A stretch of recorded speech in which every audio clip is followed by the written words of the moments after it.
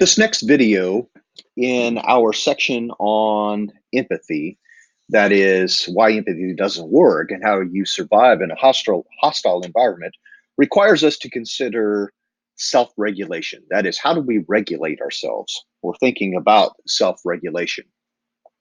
The key feature that all entities that are destructive to other entities, that is the key feature that they have in common is their inability to self-regulate. Their inability to self-regulate. Unself-regulating entities are constantly invading the space of others. People who cannot self-regulate always invade others. They lack the capacity to learn from their experiences. Now, Friedman illustrates this point using the idea or the notion, the biological notion of viruses and malignant cells. So go back to Biology 101.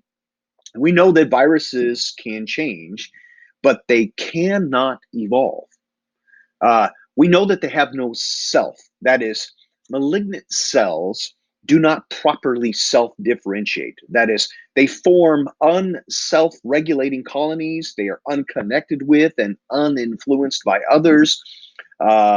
They reproduce uncontrollably, and they do not subordinate the reproduction to some higher purpose, the developing heart cells will differentiate and function specifically as cells for a heart, or bone cells, or liver cells, or kidney cells, like that.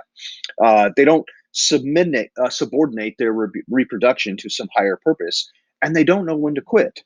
This selfishness of such cells has to do with a lack of self. So the selfishness of such persons has to do with the lack of self.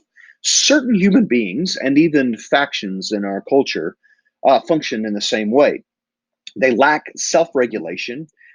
In a sense, they lack a nucleus, and they act in purely reactive rather than inner directed ways. And they are incapable of modifying their behavior. And we might say they are purely parasitic as they draw energy from others rather than their own inner resources. And they're often unable or completely unprepared to form mutualistic relationship. That is, they lack the ability of mutuality. And in such systems, in such families, unless these kinds of persons are resisted, they will contaminate the entire system. Or from a virus, they will contaminate the entire organism. Now, when we think about, as an example, when we think about, let's think about parenting. It's an example we've used before. When you have an unregulated or, a child, for example, who is not able to self-regulate, um, parents in those situations are far better off resisting the urge to focus on techniques. That is, increasing empathy, using tough love, etc., etc.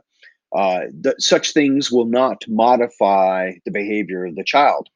And what they need to do is think of more like providing or working in such a way where their behavior, the parent's behavior, is an immune response, right?